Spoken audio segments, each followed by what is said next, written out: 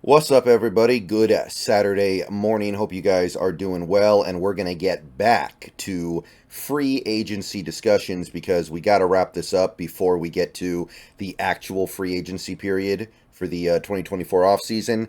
And we can't let a little thing like the Combine completely stop us. We can let it slow us down, but it can't stop us. So, today we're going to be taking a look at the next position that I would consider to be of moderate need. However, we're in a little bit of a limbo here. We're talking about free safety. Free safety. So, in limbo because we don't really know what we're going to do and we don't really have anything long term. So, right now, as I make this video on March 2nd, the Seahawks still have Quandre Diggs under contract and they still have Julian Love under contract. So, if you go into the season right now and you don't touch those guys, that would be your free safety pairing, right? You would have Diggs at starter, free safety, and then Love really would back up both safety spots because he can kind of do both. He can be the backup free safety and backup strong safety at the same time, but he would basically be your backup, and both those guys would come off the books after 1 year. So there would be nothing beyond 2024 at that position except for maybe Jarek Reed, and he tore his ACL. He's not going to be ready for the start of the season. We have no idea what he is, so I don't think we can really look to that as comfort. And saying all that, we know that there's a chance, a pretty good chance, that Quandre Diggs will not be here in 2024 because he'll get released to save cap space. And we also know that if Jamal Adams goes, and Jamal Adams is going to go, he's going to get cut all day. We all know this. He's basically said as much on X and Instagram, I think, in recent days. He knows what's coming. So we are going to lose him, and that means Julian Love is going to take over his spot at strong safety. So very good chance that we do not have a free safety ready to go for the start of the season by the time we're done clearing the decks on our roster. And by the way, I know that some people out there are going to talk about Kobe Bryant. Maybe, but we have no way of knowing if he can even do it. He's a cornerback. Well, I know the idea of moving him to safety is nice, and I like it, and I understand the wisdom of it, but we have no idea if he can do it. So free safety, we're stuck in limbo. So we should explore all options here. But I will say this. This first video of the day is going to be about the top of the market free safeties you could get as the Seattle Seahawks. But the problem is we're trying to avoid this, right? We just dealt with this crap. We just dealt with several years of having the most expensive safeties in the league, and it was kind of a disaster. Diggs was good until this most recent year, and by the way, there are still some things that Diggs is good at. Like, Diggs has slipped as a tackler, Diggs has slipped as a playmaker. He's still good at taking away his zones. I can acknowledge that. But it hasn't made our defense good. It hasn't even made our defense average. Our defense has been consistently bad for a couple years now. And Jamal Adams, I don't even have to get into that. So going out and immediately breaking the bank on another high price tagged safety seems counterintuitive. We don't want to do this. We don't want to do the expensive free safety stuff, or strong safety actually, either position, because we just arguably had got our last coach fired, right? Like, of all the things that Pete Carroll messed up in these last few years that ultimately got him fired, I think trying to zag when everybody else zigged on the safety position and making it the highest priority on his defense to have the best safeties out there and spending a ridiculous amount of money on the position may have gotten him fired more than anything else. So I don't think this is the path we should go down. I do want to discuss it, however. There are some options out there if you want to break the bank on a free safety. And by the way, these videos today are going to be about free safety, but it is worth noting that in Mike Macdonald's defense, the safety position is relatively ubiquitous. The free safety and the strong safety are both going to do similar things. They both need to be versatile enough to play in the box, to play in the slot, to play deep, to do all the things you might need a safety to do. So gone are the days of getting like Cam Chancellor and Earl Thomas, because Cam Chancellor was a box safety, Earl Thomas was a deep safety, and there wasn't a lot of flexibility there. We're going to need flexible safeties. And I mean it for real this time, right? Like, we said this 2 years ago, and then Pete Carroll didn't actually really implement the defense that we thought we were going to get, the Fangio defense. And Clint Hurt also wasn't really able to bring it along, so nothing really changed that much. But now that we actually have Mike McDonald in here, I have to believe we're going to be going to that. So the expensive options would be as follows. The first guy, it is worth noting this guy is on a club option year. If the Cardinals decide to pick this guy up, then he won't hit the market. But I seriously doubt the Cardinals will pick up his option. It's Budda Baker. Really good player, had a really good career, made the All-Pro team twice, 6-time Pro Bowler, coming off a year where he did miss a decent amount of time, and that's one thing that's got to be a little bit alarming here. He's starting to miss games here. He's going to turn 28 this year. Age is starting to become a concern. It seems like his best football might be behind him, but he is coming off a good year nevertheless. I do think overall he played pretty well. And I don't think the Arizona Cardinals are going to be looking to keep him for one more year when they're rebuilding. And what is Budda Baker going to do for them? Is Budda Baker going to make them a playoff team?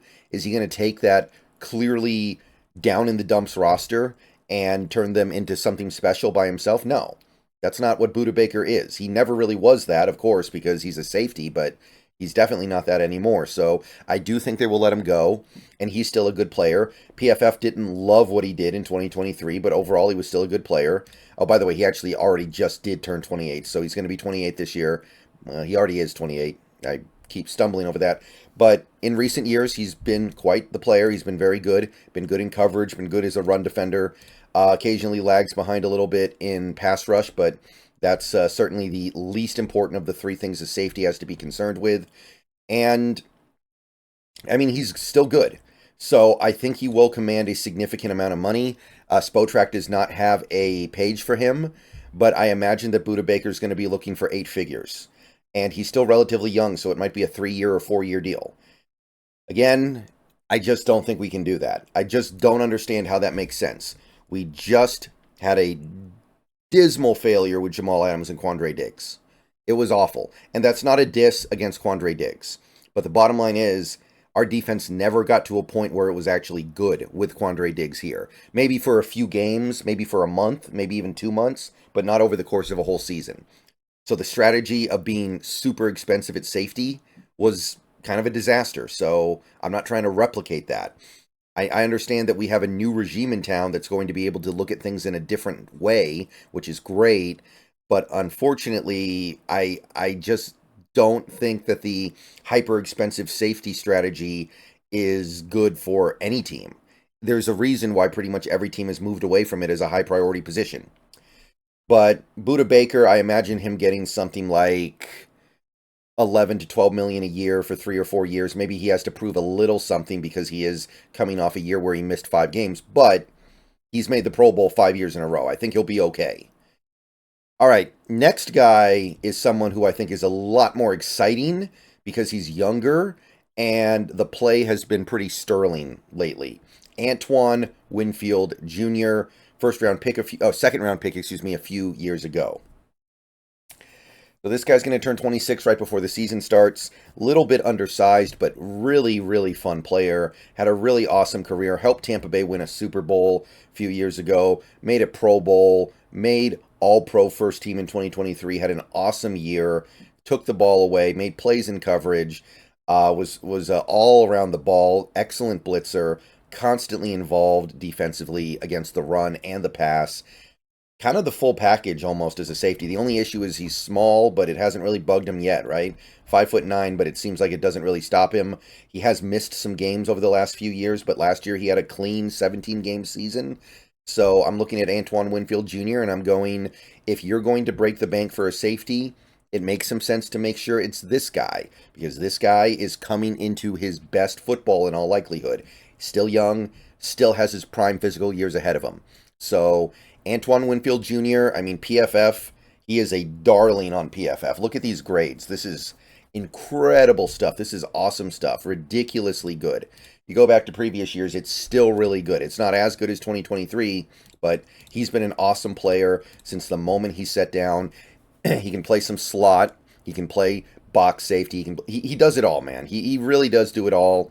The only limitation he has of any kind really is size, and he overcomes that really well. Now, there's a reason why he's that good. He's also going to be expensive. There's going to be a lot to give up if you want this guy. Spotrac estimates 5 years, 92.25 million. So that's 18.4 million a year, which I think is reasonable. If you look at other big safety contracts, like that's still less than Derwin James got. That's about as much, basically the identical contract to Minkah Fitzpatrick. And Antoine Winfield Jr., you could argue, should be worth more than any of them because of everything I just described. This guy's coming off his best year as a pro. So Antoine Winfield Jr., I mean, this is going to be significantly more expensive than Budda Baker if he wants it. And I wouldn't do it for very obvious reasons. We don't need to be messing around with this kind of stuff right now. But for me, Antoine Winfield Jr. is the best available safety in this entire free agent class. Now, this next guy I may be a little bit overzealous with because he is coming off a year where he didn't do much. But I have a feeling that Chauncey Gardner Johnson, even though he's coming off a year where he just didn't do a ton, is still going to command significant money in free agency. So we'll see if I end up missing on this, but he was a big-time playmaker for the Eagles the year they went to the Super Bowl. Last year he came out looking pretty good, and then he got hurt and missed the whole season. I still see this guy commanding significant bucks, like 8 figures. I think Chauncey Gardner Johnson, he's about to turn 20, well, actually, excuse me, he just turned 26. He's going to turn 27 very late in the season, so youth is in his favor. Time is on his side, as they say.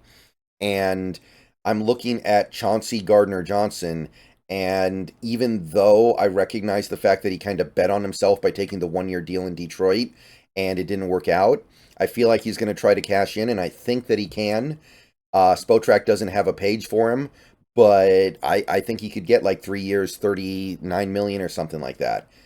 Like a Quandre Diggs type contract. He's a big-time playmaker, big-time ball hawk, always around the ball, offers great value to a team that is playing that single high safety stuff, and he also offers some versatility. I mean, the things the Saints did with him defensively were actually really creative when he was there for a few years. So I could be wrong here. I could be overestimating his market. I feel like there's going to be some big money for him. And again, I wouldn't do it for the reasons that I've already described. We don't need to be splurging on safety right now. We need to learn our lesson, but I think somebody will splurge. This is a very good player. In the limited time he played last year, he was good. Not that that means anything. Year before, he was good. That was the year he had the 6 interceptions. So Chauncey Gardner Johnson, or CJ Gardner Johnson, or however he goes these days, really good player, and I think he's going to be one of the guys who goes for a lot of money in the free agency period. But hopefully not us. Hopefully not us, even though I think he would be good. I think he provides a lot of good value. But I just don't know if it would be a fit. And at the end of the day, it doesn't really matter who the safety is. I'm just trying to change the philosophy here back to the commonly accepted best practices.